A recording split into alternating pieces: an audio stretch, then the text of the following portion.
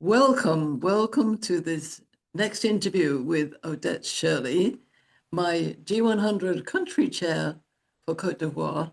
I hope I said that correctly. And I'm Yes. absolutely delighted to have you here today. And we're going to share some ideas about female entrepreneurship harmony. And all of our work is about harmony. So to start with, Shirley, as I welcome you, tell me, what was your feeling coming into this wing? What you wanted to bring to this wing for authentic harmony and positive masculinity? Well, for me, first how I felt about coming into this wing, I'm actually honored to be part of something so grand, something so uh, amazing globally, So my purpose of joining this wing is to serve as a bridge, between continents, between vision and action, especially that action, and between women who are ready to women who are ready to make a change, to make a difference, and also those who are still waiting for permission. I want to be those voices because we have some women that are ready to go, and we have some women that are ready, that are not quite ready, but they need that little push. They need a model. They need somebody that can relate to. Okay, so I bring the voice of possibility. um, I'm here to remind women that reinvention is not a luxury. So it is our birthright. So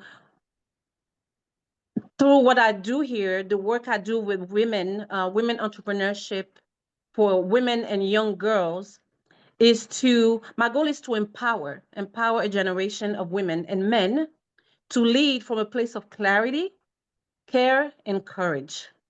So that's what it is for me That, joining. absolutely, that's fantastic. And having met you personally, I know your energy for this. And Yes. what do you feel is the absolute element of harmony when it comes to female entrepreneurs? The element is, how can I say that? It is taking what's actually was always ours. And for some reason, it got lost. Um, but to remind the women that we are strong and we can do it. We can make a difference. Absolutely. And I was interested to hear that word permission. And I agree. I think, many women in the world don't feel they have permission. So Mm-hmm. what kind of stories do you come across that help women to get past that limitation? The kind of stories, the stories. Is Well, for instance, this is simple. Sometimes we think that it's a huge change. It's a huge something drastic will happen, but those changes are very subtle. Okay. For instance, a story of last year, I met a young woman at one of my workshops, and single mother, hairdresser. She was overwhelmed, overlooked, and she had never had a business plan. Um, she didn't think she could afford any digital tools.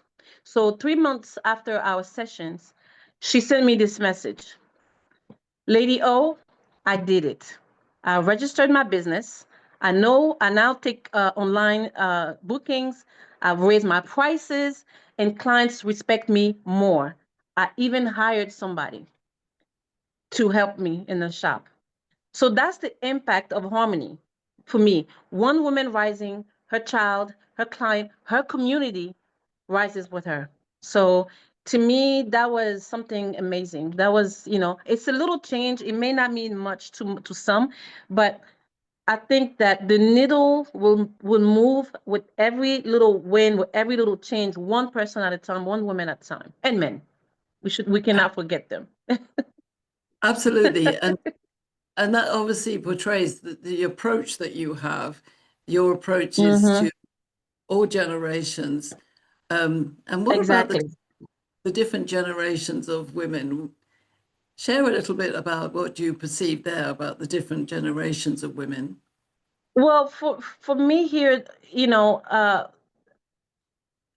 I think I wouldn't say the struggle, but I would say it's, this mission is for everyone, for a different generation, whether you're young or older, or I wouldn't say older, mature, and it's a matter of the point of your life at that moment, where you come in contact with us, when you can't come in contact with this change, and it's a matter of where you are and where you want to go, so we get you from where you are, and then we continue the mission. So for me, the female entrepreneurship harmony for women and men, okay, Yes, it means integration, not isolation. Okay, so it means designing systems that support women without punishing men, and vice versa. So whether you're young or mature, it doesn't really matter, you know. So my approach is kind of holistic, where I teach women how to build without burnout. I emphasize both structure and softness. You know, I train women to lead, not just hustle. And this kind of ripples outwards. They feel better about themselves. They feel seen. They want to be part of something. And so when, I feel like when women are empowered and whole, men are freed from being sole providers. And that creates harmony. That creates room for partnership. And it's not a power shift. It's a balance restoration. Basically, that's what's happening. that is beautiful. I love the words that you use, and build up without burnout, and coming together with Right. men. This is absolutely what a harmonious joint custody world is going to look like. And Mhm, how do mhm. you think that's going to impact the Right. men in the world? How will it impact the men? I think that the impact on men can only be positive, because they will have a woman that's happy, you know.